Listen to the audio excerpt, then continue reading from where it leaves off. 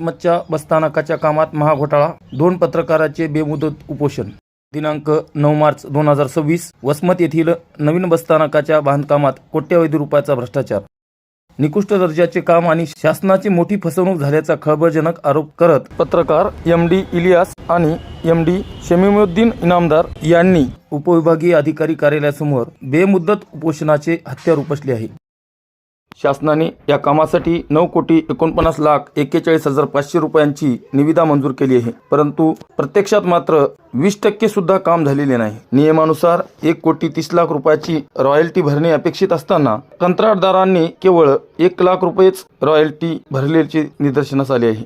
तसेच कामगारांच्या विम्यापोटी 7,25,546 रुपये हडप केल्याचा गंभीर आरोप केला आहे। वारंवार लेखी आणि तोंडी सूचना देऊनही प्रशासनाने गांभीर्याने न घेतल्यामुळे तक्रारदारांना उपोषणास बसावे लागले आहे। आता तरी प्रशासन याकडे लक्ष देईल का, हा प्रश्नच आहे। जनसावली न्यूज वसमतसाठी बाळासाहेब कांबळे। मोहम्मद इलियास अब्दुल वहीद व माझे सहकारी शमीमुद्दीन इनामदार आम्ही उपोषणाला बसलेले आहेत की वसमत बसस्थानकाचं जे काम झालेलं आहे हे सर्वप्रथम एकतर अत्यंत निष्काळजी आणि भ्रष्टाचाराचं काम आहे।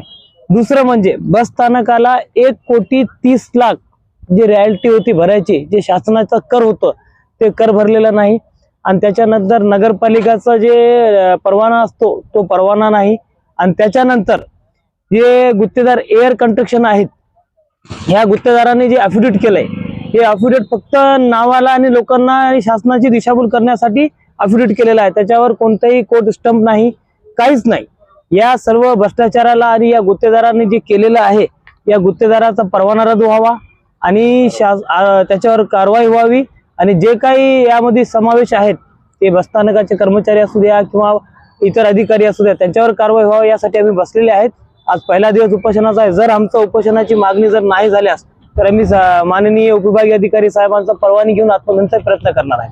कारण हे जे निधी आहे हे सर्वसामान्य नागरिकांच्या खिशातून आलेला कर आहे।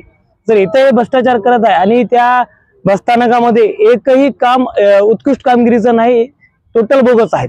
हे सर्व मागणी आहेत, आम्ही पत्र दिलेले आहेत। पाहूया काय होते, त्यानंतर बघूया।